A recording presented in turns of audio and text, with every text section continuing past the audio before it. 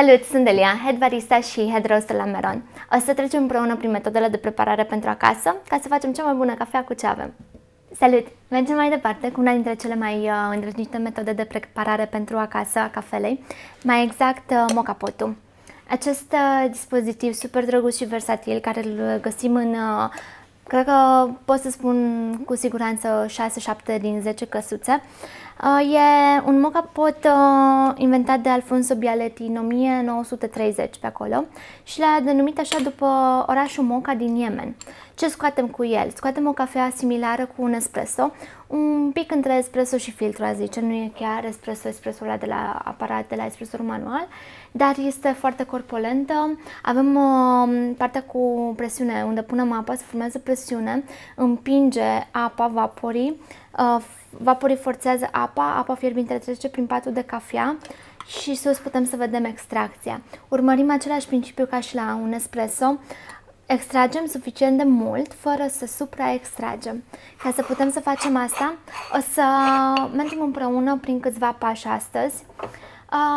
Pe lângă partea de moka pot, care este vital, ce trebuie să le avem, trebuie să avem un cântar. Dacă nu avem un cântar, să avem un device, gen o linguriță cu care măsurăm cafeaua. Putem să vedem astăzi câte grame în cap într-o linguriță clasică, să ne facem o idee. Și cafea proaspăt prăjită. Dacă avem și o râșniță manuală, să o măcinăm pe loc, este și mai bine. Cu cât este mai proaspăt măcinată cafeaua, că atâta putem să ne bucurăm de mai mulți solubili în momentul în care extragem. Dacă nu avem râșniță acasă și nici nu este încă pe listă, mergem în coffee shop și cerem să fie măcinată pentru moka pot. E foarte important gradul de măcinare. Dacă este prea fin, o să te chinui și nu o să-ți iasă extracția. Dacă este prea mare, înspre V60 sau French press, o să treacă apa super repede prin ea și din păcate nu o să extragi suficient. Așa că îți trebuie măcinătură medie spre fină, nu foarte fină ca de ibric, înspre espresor cu sită presurizată. Bun, hai să începem să preparăm. Punem 15 grame de cafea.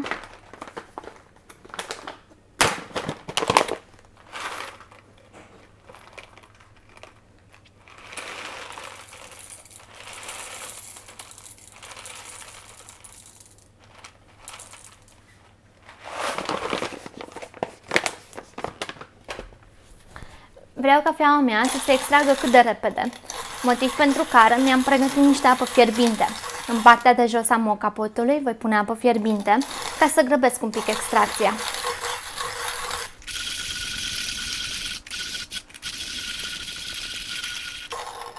Ca și cafele pentru moka pot, îmi plac mie personal, acum pot să folosesc și altele, mie îmi plac foarte mult natural uscatele. Și fiindcă astăzi am vrut să mă răsfăț de dimineață, am ales o geisha din Columbia, care, pe lângă faptul că este natural uscată, este foarte florală, dar și fructată și merge un pic înspre rom. Miros întotdeauna cafeaua după ce macin, e unul dintre tabieturile mele când prepar cafeaua. Așa de bine se simte și cumva te pregătește pentru ce urmează să guști. Ziceam că punem apă fierbinte, avem grijă să nu punem pe degete.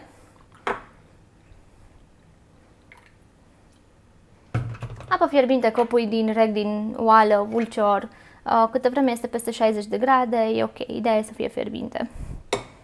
Cele 15 grame de cafea.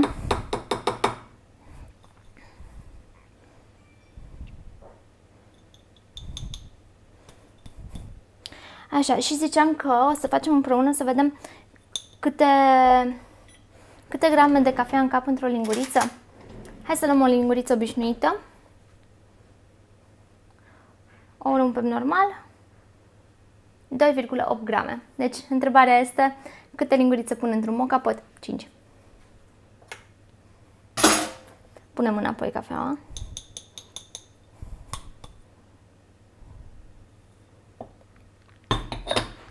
Nivelăm puțin cafeaua pe care am pus-o și în momentul în care vrem să strângem acum, să înfiletăm, să aveți grijă că partea de jos e fierbinte și în cazul în care pui mâna, i-am pus odată mâna și m-am ars. De atunci am grijă și mi-aduc aminte să folosesc o lavetă, un prosop, orice. Ideea e să nu pui mâna direct pe partea de jos. înfiletezi și o pui frumos pe flacără. Am auzit povești cum zicea lumea, pune pe foc și ai grijă să nu dea în foc, dar lasă să iasă tot. Ok, nu vreau să fac lucrul ăsta, fiindcă dacă iese tot, atunci o să supraextragem și îmi las capacul ridicat. Am grijă ca flacăra să fie mică, să nu ajungă la partea de la mijloc. Nu vreau să încălzesc artificial cafeaua, nu vreau să o usuc. Vreau să pornesc extracția cât de repede, vreau să extrag din patul de cafea cu ajutorul apei, nu cu flacăra direct pe cafea. Și atunci mi-am lăsat flacăra, frumos căpăcelul, am undeva în jur de 2 minute, cam atâta durează până se începe extracția. O să urmărim firul. Firul curge frumos, ca o coadă de șoricel care se prelinge pe partea din mijloc a mocapotului. În momentul în care vreau să opresc extracția, iau mocapotul și îl scufund în apă rece. Fie îmi pregătesc un bol cu apă rece sau dacă am la îndemână un robinet, dau drumul la apă rece direct peste el. Și o altă chestie, așa, un fun fact, ca să ai grijă să nu ți se consume garnitura super repede. După ce ți-ai pus cafeaua în ceașcă, în recipientul de sus, torna apă rece. Dacă torni apă rece, nu ți se consumă garnitura așa de repede.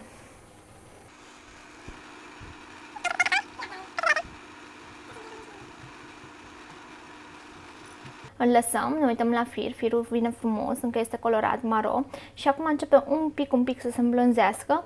Asta e momentul în care îl oprim. Ca să-l oprim, l-am luat și l-am pus sub apă rece. Din cauza faptului că eu am apă fierbinte jos, chiar dacă l-aș fi luat de pe foc, extracția ar fi continuat. Ca să pot să-l opresc, asta este singura variantă. Te vezi, așa s-a oprit. Dacă nu, ar fi continuat mult și bine. Putem să vedem, corpul este undeva înspre mediu ridicat.